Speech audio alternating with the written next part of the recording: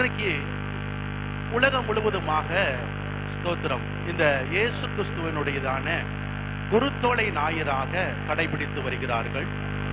இயேசு கிறிஸ்து எருசலேமுக்கு கடந்து போய் அந்த கழுதையின் மேல பவனி வருகிறத ஒரு சம்பவத்தை நாம் அறிந்திருக்கிறோம். கர்த்தருக்கு ஸ்தோத்திரம். இந்த சம்பவத்திலிருந்து ஆண்டவர் என்னுடைய உள்ளத்துல போட்ட சில காரியங்களை உங்களோடு கூட விளக்கி காண்பிக்க பரிசுத்த ஆவியானவர் கிருபை பாராட்டுவாராக. சுவிசேஷ புஸ்தகங்களிலே மத்தேயு, மார்க்கு, லூக்கா, யோவான் ஆகிய 4 சுவிசேஷ புத்தகங்களில 89 அதிகாரங்கள் இருக்கிறது. மத்தேயில 28, மார்க்குல, லூக்கால, யோவான்ல 21, இப்படி ஆக மொத்தம் 89 அதிகாரங்கள் சுவிசேஷ புத்தகத்துல மட்டும் இருக்கிறது. இதுல 27 அதிகாரங்கள் இயேசு கிறிஸ்துவினுடைய கடைசி வாரங்களை காண்பிக்கிறது. 27 அதிகாரங்கள் இயேசு கிறிஸ்துவினுடைய கடைசி ஊழியங்கள், அவருடைய மரணம், அவருடைய உயிர்த்தெழுதல், அவருடைய பாடுகள் என்று 27 அதிகாரங்கள் நமக்கு காண்பிக்கிறது. இதுல குறிப்பாக யோவான் எழுதினதான சுவிசேஷ புஸ்தகத்தை வாசித்து பார்த்தீர்கள் என்று சொன்னால் 1 முதல் 11 அதிகாரங்கள் இயேசுவினுடைய வாழ்க்கையை நமக்கு கற்றுக் கொடுக்கிறது. 12 முதல் 21 அதிகாரங்களை வாசிப்போம் என்று சொன்னால் இயேசு கிறிஸ்துவனுடைய கடைசி வாரங்களில் நடந்த பாடுகளும் உயிர்த்தெழுதலும் அல்லது உயிர்த்தெழுந்த பிறகு நடந்த சம்பவங்களும் நமக்கு காண்பிக்கிறது.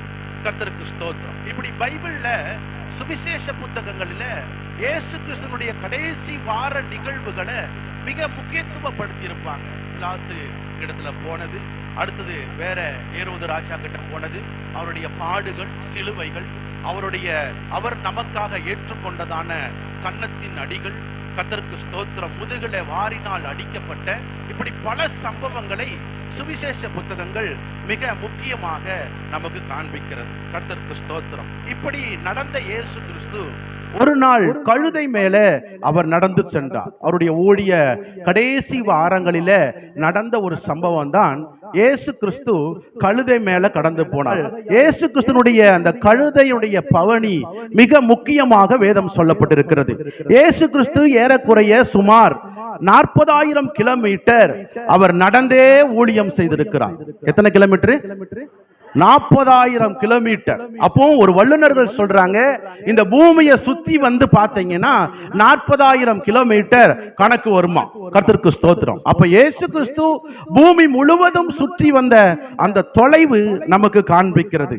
அவ்வப்போது இயேசு கிறிஸ்து தன்னுடைய ஊழியத்துல அவர் போட்ல போனார். கடலை கடந்து அவர் போக வேண்டிய சூழல் வரும் பொழுது போட்டை அவர் பயன்படுத்தினார், கப்பலை பயன்படுத்தினார். கர்த்தருக்கு ஸ்தோத்திரம். இப்போ மத்தேயு எழுதினதான சுவிசேஷ புஸ்தகம் 21ஆம் அதிகாரம் 3வது வசனத்தை எடுத்து வாசித்து பாருங்க.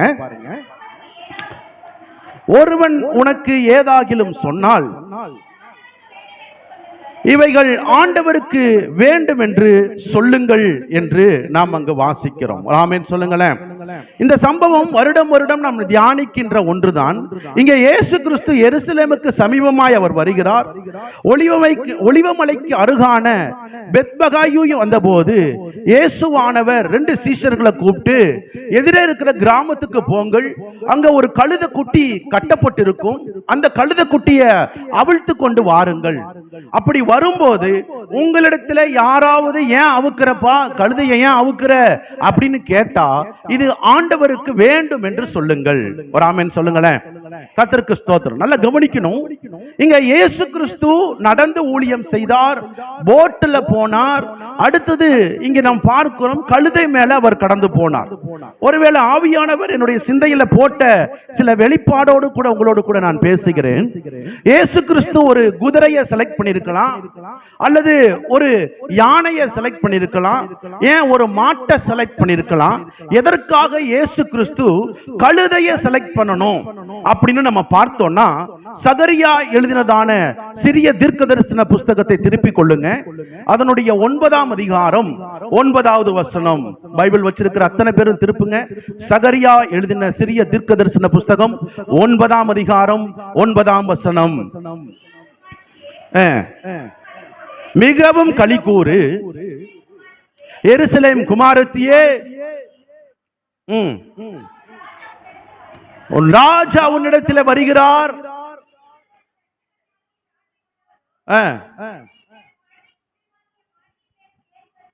கழுதை குட்டியின் மேல் அவர் ஏறி வருகிறவர். ஒரு ஆமென் சொல்லுங்களேன். கரங்களை உயர்த்தி ஒரு அல்லேலூயா சொல்லுங்களேன். கர்த்தர் நல்லவர். நல்ல கவனிங்க. இயேசு கிறிஸ்து ஏன் கழுதை மேல போகணும்னா, பல 100 ஆண்டுகளுக்கு முன்பாக இயேசு கிறிஸ்து கழுதை மேல வருவார் என்கிற தீர்க்க தரிசனத்தின் நிறைவேறுதலை நாம் அங்கு பார்க்கிறோம். எனக்கு அன்பானவர்களே, கர்த்தர் உங்களுக்கும் எனக்கும் கொடுத்த தீர்க்க தரிசனங்களும் வாக்குத்தத்தங்களும் மாறாதவைகள். சொல்ல மாட்டேங்கிறீங்களே ஒரு ஆமென். அல்லேலூயா. கர்த்தர் உங்களுக்கு சொன்னதை எத்தனை ஆண்டுகள் முடிந்து போனாலும் அதை ஆண்டவர் நிறைவேற்றியே தீருவார். ஒருவேளை காலங்கள் தாமதிக்கலாம், நாட்கள் தாமதிக்கலாம், வருடங்கள் தாமதிக்கலாம், நமக்கு ஆண்டவர் சொன்னதுதான். அல்லேலூயா. கர்த்தருடைய நாமத்திற்கு மகிமை உண்டாகட்டும். இந்த தீர்க்க தரிசனத்தின் நிறைவேறுதலை ஆண்டவர் நிறைவேற்ற, இயேசு கிறிஸ்து நிறைவேற்ற வேண்டும் என்று கழுதைய அவர் செலக்ட் பண்ணினார். கர்த்தருக்கு ஸ்தோத்திரம் உண்டாகட்டும். தேவ திட்டத்திற்கு கழுதை தேவைப்பட்டது. ஆமென். கர்த்தருக்கு ஸ்தோத்திரம். பைபிள்ல வாஸ்து பார்த்தீங்கன்னா அநேக இடங்களில் கழுதைகள் ஏறுமாடுகள் அப்படின்னு பல இடங்களிலே வரும்.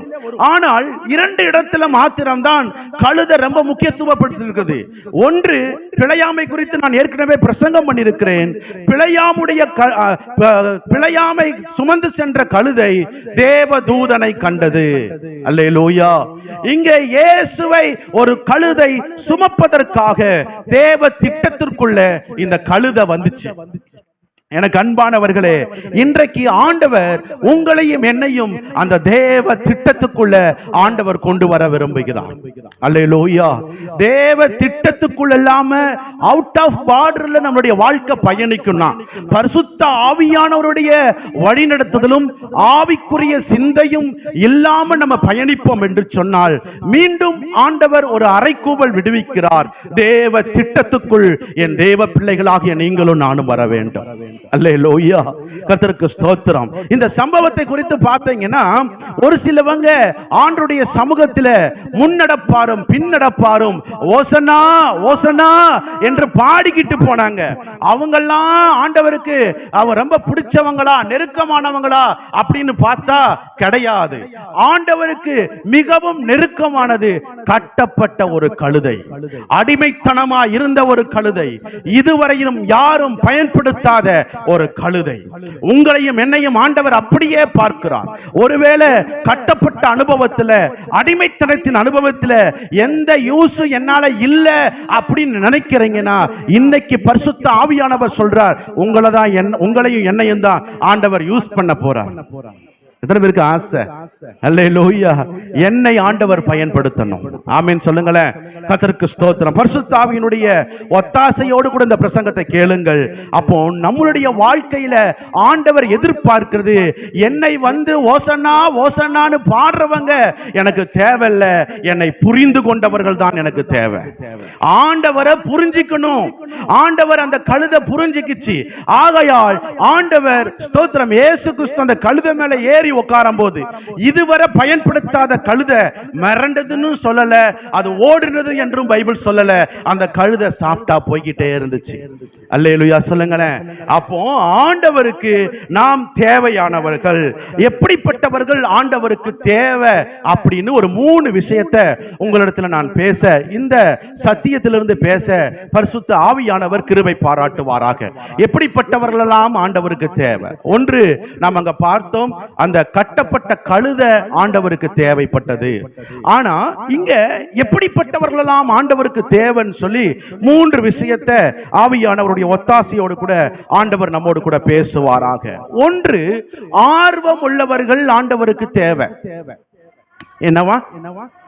சத்தமா சொல்லுங்க. நீங்க பேசுங்க. சத்தமா, சத்தமா, லவுடா. ஆமா, ஆர்வம் உள்ளவர்கள் ஆண்டவருக்கு தேவை. கர்த்தருக்கு ஸ்தோத்திரம். இந்த 1வது 2வது வசனத்தை பார்த்தீங்கன்னா 12 சீஷர்கள் இயேசு கூட இருக்கிறாங்க. இருந்தாங்களா? எத்தனை சீஷர்கள்? 12 சீஷர்கள். எப்பவுமே சீஷர் இயேசு கிறிஸ்துவோடு கூட இருக்கிற 3 சீஷர்களுடைய பேர் என்ன?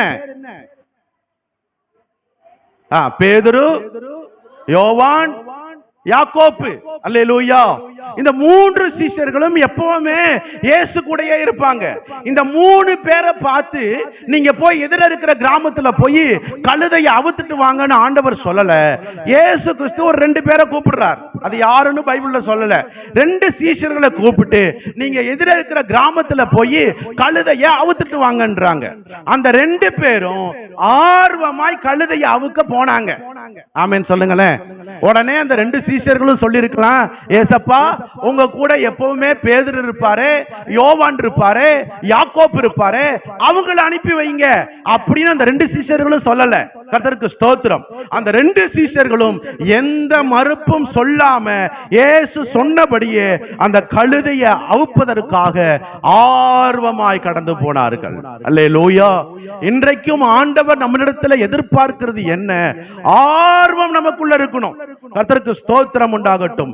ஆண்டுடைய நாமத்திற்கு மகிமை உண்டாகட்டும். அப்போ நம்மளுடைய வாழ்க்கையில் அந்த சீஷர்களிடத்திலிருந்து கற்றுக்கொள்ள வேண்டிய காரியம் என்ன? அந்த சொன்னதை அந்த 2 சீஷர்கள் சரியாக செய்தார்கள். எந்த மறுப்பு சொல்லல. அவங்க செய்ய வேண்டிய அந்த கழுதையை அவுக்க வேண்டிய பணியை அவங்க சரியாக செய்தார்கள். கர்த்தருக்கு ஸ்தோத்திரம். அப்போ சொல்றத செய்ய நமக்கு ஆர்வம் தேவை. நீங்க நல்லா பாத்தீங்கன்னா பைபிள்ல அல்லது ஹிஸ்டரியில பாத்தீங்கன்னா இந்த கழுதை மிக விலை மதிக்கக்கூடிய ஒன்று. அந்த நாட்களில் இப்போ நம்ம வீட்டுல பெரிய கார் நிக்கிற மாதிரி, பெரிய வாகனங்கள் நிக்கிற மாதிரி, கர்த்தருக்கு ஸ்தோத்திரம், அந்த நாட்களில் இந்த மிருகங்கள் வைத்திருக்கிறவங்க தான் பணக்காரங்க. அப்போ கவனிச்சீங்கன்னா குதிரைக்கு ஒரு ரேட் இருந்துச்சு. அந்த குதிரையை விட ஒட்டகத்துக்கு ரேட் அதிகம். கவனிங்க, கவனிச்சாதான் புரியும். குதிரைக்கு ஒரு ரேட்டு, குதிரையை விட ஒட்டகத்துக்கு விலை கூடுதல். இந்த குதிரையும் ஒட்டகத்தை விட கழுதையுடைய ரேட்டு அதிகம். அல்லேலூயா. ஒரு 10,000 ரூபாய் குதிரைன்னா 15,000 ரூபாய். ஒரு எக்ஸாம்பிள் சொல்றேன். 15,000 ரூபாய் ஒட்டகம். ஆனா 25,000 ரூபாய் கழுதையுடைய ரேட்டு. அந்த நாட்களில் கழுதை வாங்குறது ரொம்ப கஷ்டம். ஆமென் சொல்லுங்களேன். இப்ப சீஷர்களுக்கு இருந்த ஆர்வம், இந்த சீஷர்கள் போய் கழுதையை அவுக்குறாங்க. அவுக்கும் போது எஜமான் வருகிறார். அந்த கழுதையுடைய ஓனர் வராரு. எப்பா ஏன்பா கழுதையை அவுக்குறீங்க அப்படின்னு கேட்ட உடனே இயேசுவுக்கு இந்த கழுதை வேணும்னு சீஷர்கள் சொல்றாங்க. சொன்ன உடனே எப்பா அப்படிலாம் கொடுக்க முடியாது, இது ரேட் அதிகம், அப்படிலாம் நீ கேட்ட உடனே கொடுத்துற முடியாதுன்னு அந்த கழுதையுடைய ஓனர் சொல்லல. ஆமென் சொல்லுங்களேன்.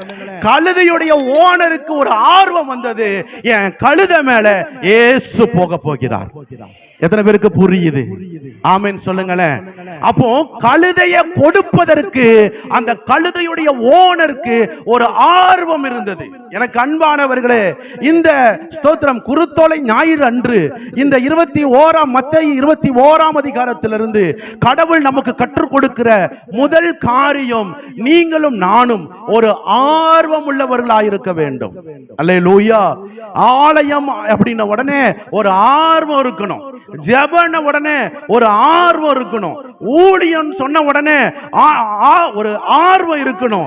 கர்த்தருக்கு கொடுக்கணும் அப்படின்னா ஒரு ஆர்வம் இருக்கணும். அல்லேலூயா.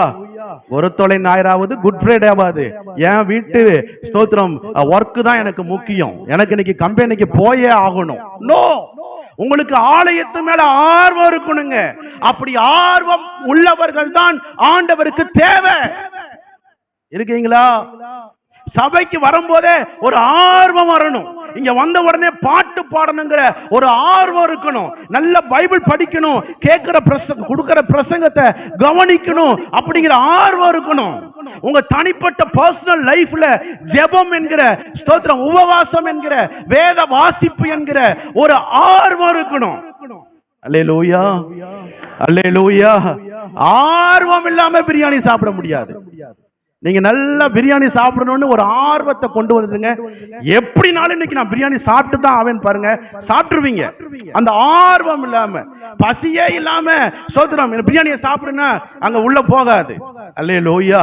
எந்த ஒரு விஷயமுமே ஆர்வம் இருக்கணுங்க.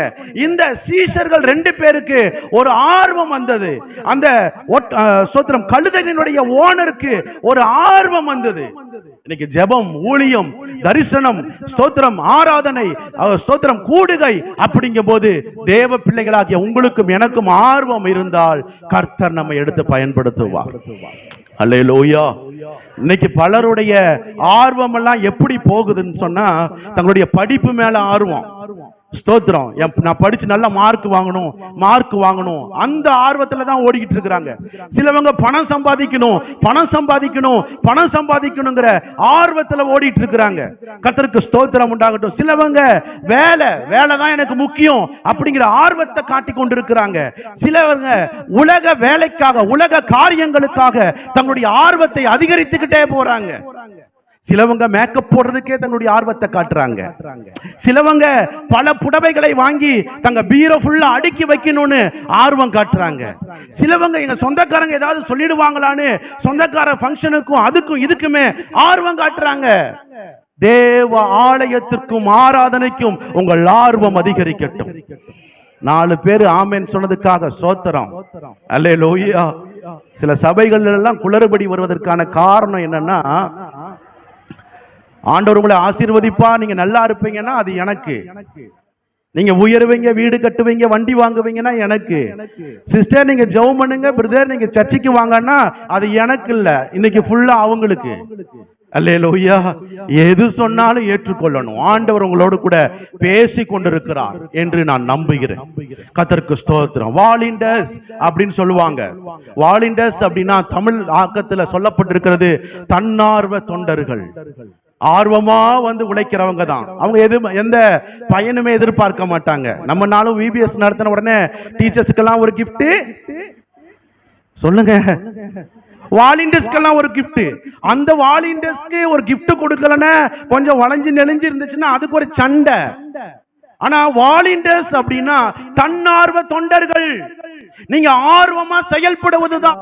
எனக்கு அன்பானவர்களே, உங்கள் ஆர்வம் அதிகரிக்கட்டும். ஆண்டவர் மீது உங்கள் ஆர்வம் அதிகரிக்கட்டும். ஜெபத்தின் மீது உங்கள் ஆர்வம் அதிகரிக்கட்டும்.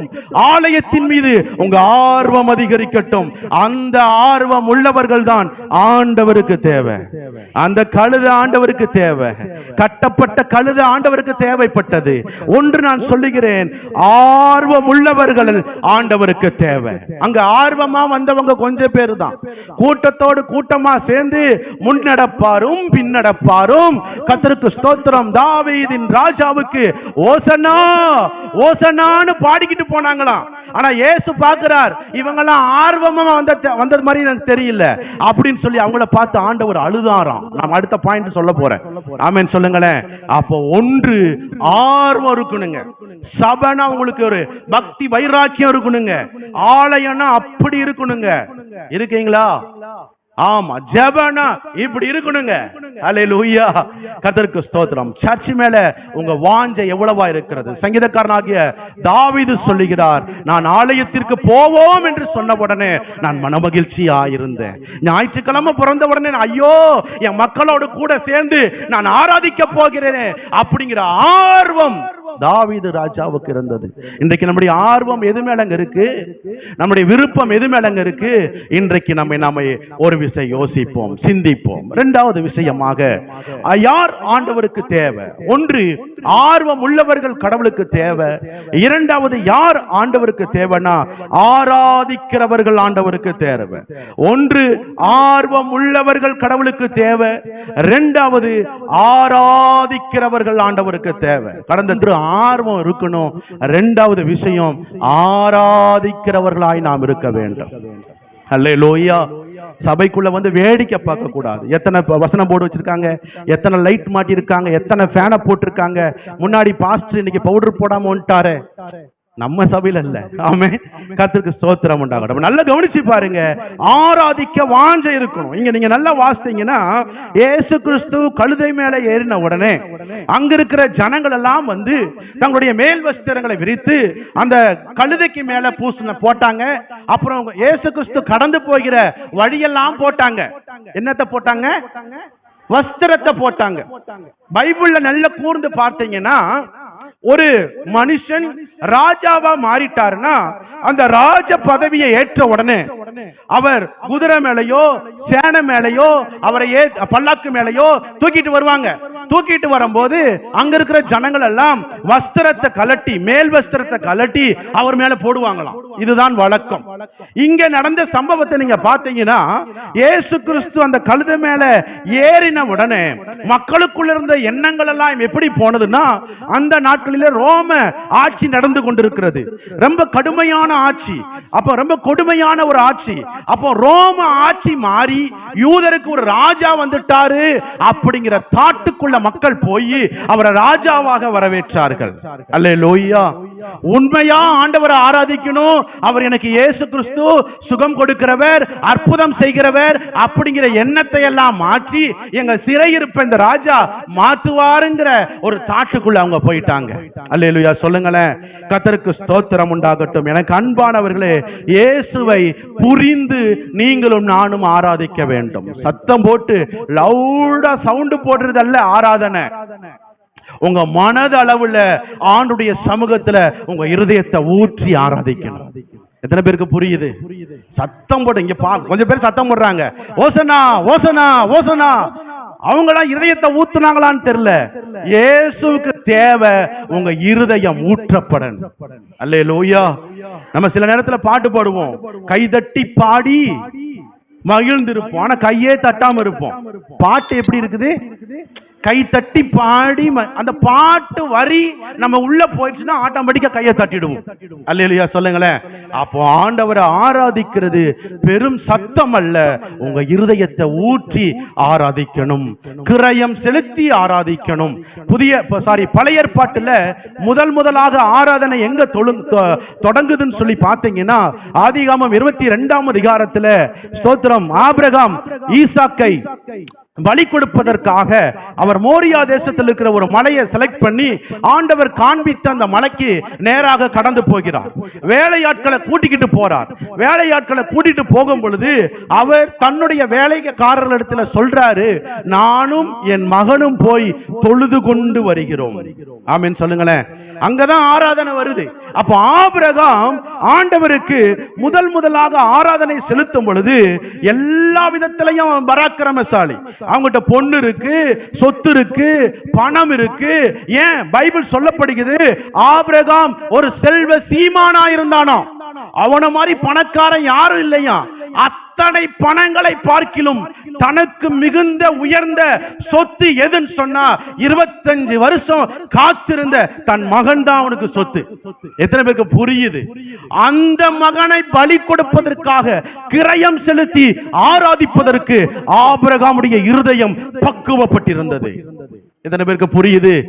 அப்போ ஆண்டவரை ஆராதிப்பதற்காக நீங்கள் நானும் சலித்து போக கூடாது. புதிய ஏற்பாட்டில் எங்க ஃபர்ஸ்ட் ஆராதனை வெளிப்படுதுன்னு சொல்லி பார்த்தீங்கன்னா, மத்தேயு எழுதின சுவிசேஷ புஸ்தகம் 2ஆம் அதிகாரம் 11ஆம் வசனத்துல பார்த்தீங்கன்னா தெரிஞ்ச சம்பவம் தான். அங்க இயேசு கிறிஸ்து பெத்லகேம் என்னும் ஊரிலே ஒரு மாட்டு கொட்டாயில பிறந்து கிடக்கிறார். அவரை பார்ப்பதற்காக சாஸ்திரிகள் கடந்து வராங்க. அந்த சாஸ்திரிகள் வீசின கையும் வெறுங்கையுமா வரல. தங்களிடத்துல என்னெல்லாம் கொண்டு வந்தாங்கன்னா, வெள்ளை போலமும் தூப வர்க்கத்தையும் பொன்னையும் காஸ்ட்லியானதை கொண்டு வந்து ஆண்டவரை ஆராதித்தார்கள். எத்தனை பேருக்கு புரியுது? எத்தனை பேர் இருக்கீங்க? அப்ப நம்முடைய ஆராதனை ஆண்டவருக்கு கிரயம் செலுத்தி ஆராதிக்கணும். பாட்டு பாடும்போது முழு பலத்தோட பாடணும். கை தட்டுறீங்களா, சோத்திரம் நல்ல பலத்தோட தட்டி ஆராதிக்கணும். கர்த்தருக்கு துதி செலுத்துறீங்களா, நல்ல மனதார ஆண்டவரை துதித்து அவரை மகிழ செய்யணும். ஆமென் சொல்லுங்க. அப்ப ஆண்டவருக்கு கிரயம் கொடுத்து ஆராதிக்கிற ஆபிரகாமை போல, இந்த சாஸ்திரிகளை போல ஆண்டவர் நம்மளிடத்தில் எதிர்பார்க்கிறார். அல்லேலூயா சொல்லுங்க. ஒரு ஆமென் சொல்லுங்க. மூன்றாவது ஒரு உதாரணத்தை சொல்ல போனா, யோவான் எழுதின சுவிசேஷ புஸ்தகத்துல வாசிக்க வேண்டாம், 12ஆம் அதிகாரம் 5வது வசனத்தை பார்த்தீங்கன்னா, அங்க மரியாள் அப்படிங்கிற ஒரு சகோதரி இருக்கிறாங்க. அந்த சகோதரி நலதம் தைலத்தை கொண்டு வந்து இயேசுடைய பாதத்துல ஊற்றி அவரை ஸ்தோத்திரம் வணங்கி கொண்டாள், அல்லது இயேசுவின் பாதத்துல ஊற்றினாள் என்று வாசிக்கிறோம். நம்மளுடைய காலண்டர்ல எல்லாம் பாத்தீங்கன்னா 365 நாட்கள் நம்முடைய காலண்டர்ல இருக்கும். ஆனா யூதர்களுடைய காலண்டர்ல பாத்தீங்கன்னா 355 நாட்கள் இருக்கும். இப்போ 355 நாட்கள்ல 42 நாள் ஞாயிற்றுக்கிழமை சண்டே சர்வீஸ் போயிருச்சு, வேலைக்கு போக முடியாது. 3 நாட்கள் வேற ஏதாவது ஒரு விடுப்பு, அப்படி ஏறக்குறைய பார்த்தீங்கன்னா 300 நாட்கள் வேலைக்கு போயிருக்கிறாங்க. இவங்க ஊற்றினதான அந்த தைலத்துடைய ரேட்டு 300 பணம். அப்போ ஒரு வருஷ பணத்தை அவங்க பெருசுப்படுத்தாதபடி ஒரு வருஷம் சம்பாதித்த பணத்தை இயேசுடைய பாதத்துல ஊத்தி ஆண்டவரை ஆராதித்தாங்க. எத்தனை பேருக்கு புரியுது? அல்லேலூயா. எனக்கு அன்பானவர்களே, கர்த்தர் விரும்புகிறதெல்லாம் ஸ்தோத்திரம் விலை மதிக்க முடியாதத கர்த்தருக்கு கொடுத்து உங்களுடைய ஆராதனையை ஆண்டவருக்கு செலுத்தணும். ஆகையால் தான் எப்பொழுதுமே சொல்ற வார்த்தை, நீங்க பிரசங்கத்துக்கு மட்டும் வரக்கூடாது, ஆராதனைக்கும் வரணும். ஆமென். ஆராதனை ரொம்ப முக்கியம். பைபிள் சொல்லப்படுகிறது, ஒன்று குமாரன் விடுதலையாக்கினால், சொல்லுங்க, இரண்டாவது ஆவியானவர் எங்கே உண்டோ, மூன்றாவது சத்தியம் உங்களை விடுதலையாக்கும். சத்தியத்தை அறிவீர்கள், சத்தியம் உங்களை விடுதலையாக்கும். கர்த்தருக்கு ஸ்தோத்திரம். அப்ப 3 விடுதலை எப்படி வருதுன்னா, ஆராதனையிலையும் நீங்க கலந்து கொள்ளணும், பிரசங்கத்திலையும் கலந்து கொள்ளணும், ஆராதனையிலையும் கலந்து கொள்ளணும். ஆமென். இப்படி கலந்து கொள்ளும் பொழுதுதான் விடுதலை வரும். எனக்கு முட்டி வலி மாற மாட்டேங்குதையா, இடுப்பு வலி மாற மாட்டேங்குதையா, எனக்கு தலை கேராவே இருக்குதையா, நான் சம்பாதிக்கிறதெல்லாம் ஓட்டப்பையில போட்டுக்கிட்டே இருக்கிறேன் ஐயா அப்படின்னீங்கன்னா ஆராதனைக்கு முக்கியத்துவப்படுத்துங்கள். எப்பவுமே வர்றவங்களுக்காக ஆவியானவர் பேச மாட்டார். நீங்க லேட்டா வரக்கூடாதுன்னு ஆவியானவர் சொல்றாருங்க. காணிக்க போட்ட உடனே போயிடணும்னு நீங்க விரும்பாதீங்க, அதுக்குதான் கடைசியா வச்சாச்சு. ஆமென் சொல்லுங்களேன். ஆண்டவருடைய சமூகத்தை முக்கியத்துவப்படுத்துங்கள். ஆண்டவரின் இடத்துல சொன்னதை நான் சொல்லிட்டு இருக்கிறேன். ஒன்று, ஆர்வமா இருங்கள். இரண்டாவது, ஆராதனை செலுத்துங்கள். கர்த்தருக்கு ஸ்தோத்திரம். அவர் துதிக்கு பாத்திரராய் இருக்கிறார். உண்மையாய் ஆராதிக்க நம்முடைய இருதயத்தை நாம் திறந்து வைக்க வேண்டும். முன்னடப்பாரும் பின்னடப்பாரும் ஓசனா ஓசனான்னு பாடினதுல ஆண்டவர் பிரியப்படல. அந்த கழுதை வந்துச்சு பாருங்க, அதுல ஆண்டவர் பிரியப்பட்டார். அல்லேலூயா. இதுக்கு 3 உதாரணம் சொன்னேன். ஒன்று, ஆபிரகாம் தன் சொந்த பிள்ளையையே கொடுத்து ஆராதித்தார். இரண்டாவது, சாஸ்திரிகள் தங்களுடைய கிரயத்தை செலுத்தி பொன்னையும் தூப வர்க்கங்களையும் செலுத்தி ஆண்டவரை ஆராதித்தார்கள். மரியாள் 300 பணத்தை செலுத்தி கர்த்தருக்கு ஸ்தோத்திரம் ஆண்டவரை ஆராதித்தார். அல்லேலூயா. மூன்றாவது விஷயத்தை சொல்லி நான் முடிச்சிடுறேன். மூன்றாவது, எப்படிப்பட்டவர்கள் ஆண்டவருக்கு தேவை தெரியுமா? என் உள்ளத்துல போட்ட பாரத்தை நான் சொல்றேன். அழுகிறவர்கள் ஆண்டவருக்கு தேவை. யாரு? உங்க வீட்டுல ரேஷன் அரிசி கொதிக்குதுன்னு அலறவங்க கிடையாது. நான் கடன் வாங்கிட்டையா இஎம்ஐ கட்டணும்னு அலறது கிடையாது. ஆண்டவர் எதிர்பார்க்கிறது ஆத்தும பாரத்துல தேவ சமூகத்துல முழங்கால் படியிட்டு கரங்களை 2 உயர்த்தி அவருக்கு முன்பாக கண்ணீர் வடிக்கிறீங்க பாருங்க. அப்படிப்பட்ட இருதயம் ஆண்டவருக்கு தேவை. அல்லேலூயா. இயேசு கிறிஸ்து நேரா இந்த கழுத பவனி முடிஞ்ச உடனே நேர எங்க போயிருக்கணும்னா எருசலேமுடைய அரண்மனைக்கு தான் போயிருக்கணும். ராஜ மரியாதை. அவர் கழுத மேல உட்கார்ந்து இருக்கிறாரு, அவரை கூட்டிக்கிட்டு போறாங்க. நேரா அவர் எங்க போயிருக்கணும்னா அந்த அரண்மனைக்கு தான் போயிருக்கணும். ஆனா அவர் அங்க போகல. பைபிள்ல நீங்க வாசித்தீங்கன்னா 21ஆம் அதிகாரத்தை திருப்பி கொள்ளுங்க. 21ஆம் அதிகாரம் 12ஆம் வசனம் மத்தேயு.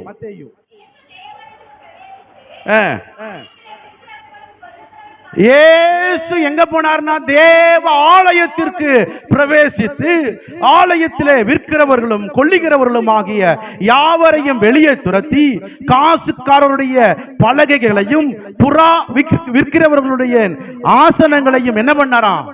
கவிழ்த்து போட்டார். அவருக்குள்ள ஒரு பாரம் வருது. கழுதை மேல போனாலும் சுத்தி இருக்கிறவங்களை பார்க்கிறாரு.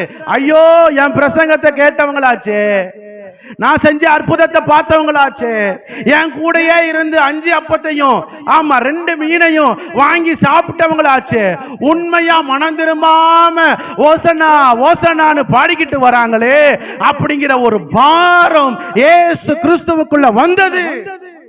ஆகையால் தான் இயேசு கிறிஸ்து அந்த எருசலேமை பார்த்த உடனே அவர் கண்ணீர் விட்டார். எத்தனை பேருக்கு புரியுது? எனக்கு அன்பானவர்களே, நம்முடைய தமிழகத்தில் தோமா வந்தார். தோமா வந்து பிரசங்கம் பண்ணினார். பல அற்புதங்கள் நடந்தது. அநேகர் ரட்சிக்கப்பட்டார்கள். ஏன், நம்மளுடைய நாம் வசிக்கிற சென்னை பகுதியிலேயே அந்த சென்ட் தாம்ஸ் மவுண்ட்லயே வந்து அவருடைய இரத்த சாட்சியாக அவர் நமக்காக மரித்தார். அந்த மரணத்தை பார்த்தும் இன்னும் எத்தனை பேர் ரட்சிக்கப்படாம இருக்காங்க? அவருக்கு பிற்பாடு மிஷனரிகள் இந்த இந்திய தேசத்தை நோக்கி படையெடுத்து வந்தார்கள். வந்த இடத்துல சின்ன வயசுல கை குழந்தையில தன்னுடைய பிள்ளை மரிப்பதை அவர்கள் பார்த்தார்கள். காலரா வியாதியில, மஞ்சள் காமாலையில தன்னுடைய மனைவி மரிப்பதை அந்த மிஷனரிகள் பார்த்தார்கள். வந்த தேசத்துல அவங்களுக்கு ஃபுட் செட் ஆகல, சாப்பாடு அவங்களுக்கு செட் ஆகாம தங்க சரீரம் முழுவதும் பலவீனப்பட்டிருந்தாங்க.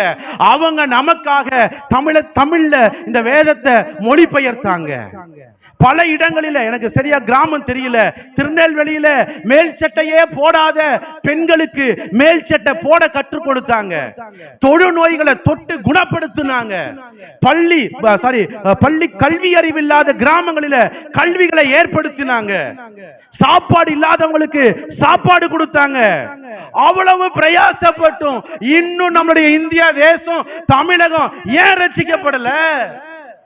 இன்னைக்கு அந்த பாரம் நமக்குள்ள இருக்கணுங்க. அந்த அழுக நமக்குள்ள இருக்கணுங்க. இன்னைக்கு நம்ம பிரச்சனை தான் பெரும் பிரச்சனையா இருக்கு. கிறிஸ்தவ பிள்ளைகளே, தேவ பிள்ளைகளே, பாஸ்டர், இன்னைக்கு ஆண்டவர் சொல்ற வார்த்தை, உன் கண்ணுல கண்ணீர் விட்டு நீ ஜெபிக்கணும். ஹல்லேலூயா. ஆத்ம பாரம் இருதயத்தை நிரப்பணும். ஜனங்களுக்காக ஆழ நீ காத்திருக்கணும். இயேசு கிறிஸ்து எருசலேமை பார்த்து கண்ணீர் விட்டாருங்க. எனக்கு அன்பானவர்களே, கழுதை ஆண்டவருக்கு தேவைப்பட்டுச்சு. ஆனா கழுதையை பார்க்கிலும் ஆண்டவர் நம்மளிடத்துல எதிர்பார்க்கிறது என்ன தெரியுமா? ஆர்வம் இருக்கான்னு பாக்குறாருங்க. சபை மேல ஆர்வம் இருக்கா? ஆலயத்துல ஆராதனை ஒரு ஆர்வம் இருக்கா? ஜெபம் பண்றதுக்கு ஆர்வம் இருக்கா? ஊழியத்துக்கு போக ஆர்வம் இருக்கா? ஒருவேளை உங்க ஆர்வம் குறைந்திருக்கும் என்று சொன்னால், இந்த குருத்தோலை ஞாயிறன்று பரிசுத்த ஆவியானவர் உன் கூட தான், என் கூட தான் அவர் பேசிக்கிட்டு இருக்கிறார். ஒரு ஆர்வத்தை ஏற்படுத்துவோம். அல்லேலூயா. 3வது வாரம் ஊழியத்துக்கு போவோம். புது ஆத்துமாக்களை சம்பாதிப்போம். என் மாமா ரட்சிக்கப்படலையே, என் அத்தை ரட்சிக்கப்படலையே, என் பக்கத்து வீட்டுக்காரங்க ரட்சிக்கப்படலையே, பாரம் உங்களுக்குள்ள வரணுங்க. அததாங்க ஆண்டவர் எதிர்பார்க்கிறார். 2வது, ஆராதிக்கிறவர்கள் தான் ஆண்டவருக்கு தேவை. ஆராதனையில மிக மிக முக்கியத்துவப்படுத்துங்க. சர்ச் வர்ஷிப் நீங்க ரொம்ப முக்கியத்துவப்படுத்துங்க. ஆராதனையில வந்து சும்மா அங்க வேடிக்கை பார்க்காதீங்க. கடவுள் கரத்துல உங்களை கொடுங்க. ஏன்னா நீங்கள் ஆண்டவருக்கு தேவை. சகோதரி, பிரதர்ஸ், ஆண்டவர் உங்களை தேவைன்னு சொல்றாரு. ஐ நீட் யூன்றாரு. நீ எனக்கு வேணும்ன்றாரு. 3வது, அழுது ஜெபிக்கிற ஒரு பாரமுடையவர்களாயிருங்க. எரேமியாவுல வாசித்து பார்த்தீங்கன்னா 9ஆம் அதிகாரம் 1ஆம் வசனத்தை மட்டும் வாசிங்க. ஜெபம் பண்ணி முடிச்சிருவோம். 9ஆம் அதிகாரம். இங்க எரேமியா சொல்றாரு, என் தலை தண்ணீரும் என் கண்ணீர் ஸ்தோத்திரம், என் கண்கள் கண்ணீர் ஊற்றுமாயிருந்தால் நலமாயிருக்கும். அதான் லூக்கா சேகரையா பாட்டு போடுறாரு. என்ன பாட்டு? என் தலை தண்ணீரும் என் கண்கள் கண்ணீரும் இருந்தால் நலமாகுமே. ஆமென். புறாவை பார்த்திருக்கீங்களா? புறா யார் வீட்லயாவது வளர்க்குறீங்களா? புறாவை பார்த்தீங்கன்னா அதனுடைய கண்ணில் எப்பயுமே தண்ணி நின்றுட்டே இருக்கும். அதுதான் ஆண்டவர் சொல்றாரு, எனக்கு அந்த புறா கண்கள் உடையவரே அப்படின்றார். உன்னத பாட்டில் வாசிக்கும் பொழுது புறா கண்கள் உடையவளே. அப்போ நம்மளுடைய இருதயத்துல ஒரு பாரம் இருந்துகிட்டே இருக்கணுங்க. நமக்குள்ள ஒரு ஸ்தோத்திரம் தாகம் இருந்துகிட்டே இருக்கணுங்க. என் ஜனங்களுக்காக ஆண்டவர் என்னதான் செலக்ட் பண்ணியிருக்கிறார். உங்க குடும்பத்துல நீங்க மட்டும் ரட்சிக்கப்பட்டிருக்கிறீங்கன்னா ஆண்டவர் உங்களை ஏன் கொண்டு வந்திருக்கிறாருங்கிற ஒரு சிந்தை நமக்குள்ள வரணும். ஆண்டவரை என்ன கொண்டு வந்தது, என் குடும்பம் ரட்சிக்கப்படதான். ஆமென். எல்லாரும் கண்களை மூடுவோம், ஜெபம் பண்ணுவோம். ஆவியானவர் என்னது என்னுடைய உள்ளத்துல போட்ட பாரத்தை உங்களுடைய சிந்தைக்கு நேராக கொண்டு வர ஆவியானவர் கிருபை பாராட்டினார். இந்த குருத்தோலை ஞாயிறு ஓசன்னா பாடுறதுனால கர்த்தருக்கு ஸ்தோத்திரம் நம் ஆண்டவருக்கு தேவையா? நோ. கட்டப்பட்ட கழுதை ஆண்டவருக்கு தேவைப்பட்டுச்சு. ஆர்வம் உள்ளவர்கள் கர்த்தருக்கு தேவையே. ஆராதிக்கிறவர்கள் ஆண்டவருக்கு தேவையே. ஆத்தும பாரம் நிறைந்த கண்ணீர் ஆண்டவருக்கு தேவையே. ஒருவேளை இதுவரைக்கும் நீங்க ஜெபிக்காம இருக்கிறீங்கன்னா இன்றைக்கு ஒரு தீர்மானத்தை எடுங்க. யாரையும் பார்க்காதீங்க, எவரையும் பார்க்காதீங்க. உங்க கண்கள் கண்ணீரால் நிரப்பப்படட்டும். ஆண்டவரே, அழிந்து போகிற ஆத்துமா, தோமா வந்து ரட்சிக்கப்படலப்பா, மிஷனரிகள் வந்து ரட்சிக்கப்படலப்பா. பல கிராமங்களிலே சபைகள் எழும்பியும் என் ஜனங்கள் இன்னும் ரட்சிக்கப்படாம இருக்காங்களே. என் சபைக்கு 40 வயசு, 50 வயசு, எங்க கிராமத்துல கட்டின சபைக்கு 100 வயசு. என்னங்க பெருமை, என்னங்க பெருமை. ஜனம் இன்னும் அழிஞ்சு கொண்டு இருக்காங்களப்பா. மனம் இறங்கும் ஐயா. எங்களுக்கு அந்த ஆத்தும பாரத்தை ஊற்றும் ஆண்டவரே. ஆண்டவரே, ஆர்வத்தை தாங்க ஆண்டவரே. இந்த குருத்தோலை ஞாயிறு அன்று எங்களோடு கூட பேசின வார்த்தைக்காக ஸ்தோத்திரம். இயேசுவின் நாமத்தினால பிதாவே, ஆமென்.